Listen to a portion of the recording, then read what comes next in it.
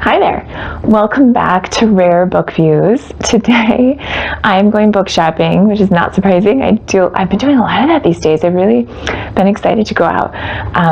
Today I'm going to my local book sale, which I've been to several times this summer, and I am really in the mood, but the weather is a little iffy. It might rain, so that is always interesting. This book sale, the books are really affordable. They keep it between $1 and $3. It's for a really good charity. It's for the Rotary Club, and they donate books to third world countries. So I feel good about every dollar I spend, and it's so affordable that I feel like I can be a little impulsive. So I have a list of books that I'm looking for in general, and I have lists for my friends and things for their kids. And today I'm in the mood for some history.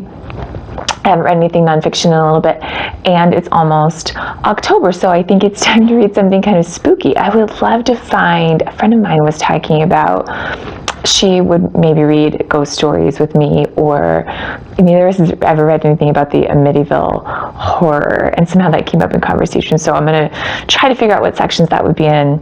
This is my free advice. If you're going to go to a book sale and you've never been there before, try to research on their website. Sometimes they'll have a map. This one, like many book sales, has a vintage section and a classics section, and I have no idea how they decide what to put where. And I think I will start out in the vintage kids section, which is my favorite. So let's go see what we can find.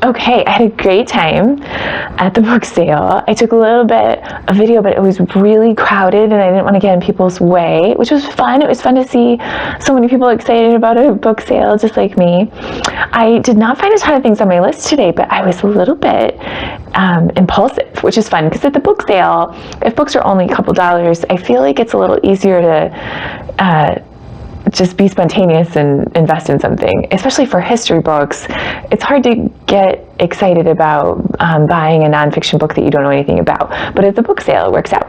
So today I got a piece of fiction. I got The Vanishing Half. This is a very popular book. I've read a lot of reviews of it, and I've considered buying it, and I found a copy, so I picked it up. Let me know if you read it. I did find some history that sparked my interest. I got this book, China Wakes. This is by a journalist from the New York Times, and it's not super current. I want to say it's 2000s, but I started reading it already, and I love it. The way this guy writes is fantastic, so that was a great find. And I had a really good read recently. I read about the John Jacob Astor exhibition to the Pacific Northwest, and I thought I should really read something about Lewis and Clark, but I am not excited about reading their journals. I just can't get into it. So I found this by the National Geographic Society, and this looks fun. It's got some cool National Geographic photos in it. If you've read anything good about Lewis and Clark, let me know. I could use a suggestion. Okay, and then I found some cool vintage things, which are probably mostly going to be on my eBay account, because I don't think these are quite what I concentrate my collection on. This is a Christmas book by Enid Blyton. She's British and she has a big following, so that'll be fun. I'll probably save it for Christmas time. This is very cool. Dracula vintage. The copyright date on this, so this is a publisher that I'm not super familiar with, Garden City Publishing, and this is for the Sundial Library. I think this is very similar to the Modern Library Classics in a small format, makes it more affordable. I've never seen this one before, but Dracula, I will tell you, is very hard to get a vintage copy, and it's almost Halloween, so I thought this is perfect. The copyright page, I don't really believe. It says 1920s. I think that's the original copyright, and maybe no one renewed it. This is crazy. I know because someone in my family wanted a vintage copy of this book. The early copies of these, people really get excited about getting the one that they learn to cook with. So I know that this is somewhat valuable. It's also interesting because people tuck things in it, and this one has a ton of handwritten recipes and things, which is kind of fun. This is a modern library, like I was talking about earlier. This is the series of classics in this smaller format. This is the Odyssey. I've never seen this one before, so I'm interested to see if this one is one of the ones that people really want.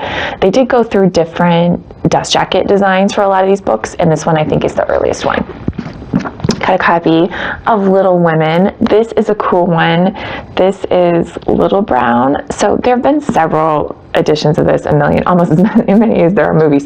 This one has a really nice cover, so that's cool. I have another obscure Louisa May Alcott title on hand, so I might list them at the same time. The Yearling. This is, I believe, this is the early edition. It's got these really cool illustrations, and I do know, I can tell you from experience, that on the title page, this is Scribner, and there is a really big pictorial copy, but I believe this is the first one. And on the title page, you'll see there's an A right here, and that's how you can tell it really is a first edition.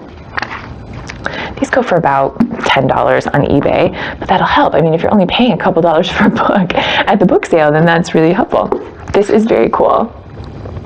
Little House in the Big Woods. This is the original. This is the first edition. It says on the title page, or on the copyright page, it's a 14th edition, which is really cool. I don't collect these books, but this will definitely fuel my addiction.